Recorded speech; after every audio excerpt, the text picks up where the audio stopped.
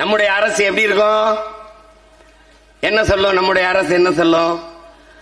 மரம் நடுவோம், மழை பெறுவோம், சின்னதை எழுதிப்படும். அவனுடைய பொறுப்பு முடிஞ்சிருச்சு. மரம் எங்க நடும்?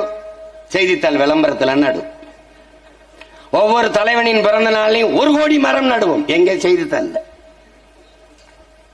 இப்ப நாம இந்த வேலையை செய்யறோம்.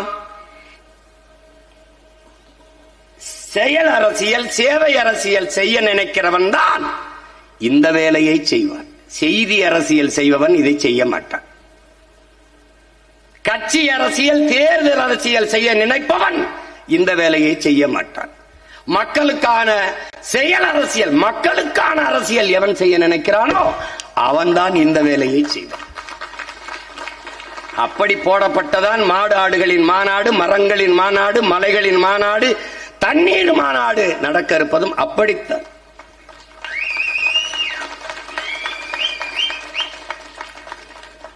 செல்வம் என்றால் என்ன? முதலில் செல்வம் என்றால் என்ன?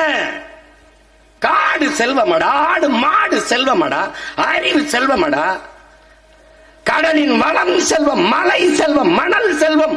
செல்வம் என்றால் அதான் செல்வம். பைத்தியக்காராணி வச்சிருக்க காந்தி படம் போட்ட அது வல்லடா செல்வம். அது தாளடா, தாள். அந்த தாளை தந்தவன் இவன் தானடா, இவன் தானடா, இவன் தானடா செல்வம். பைத்தியக்காரம்.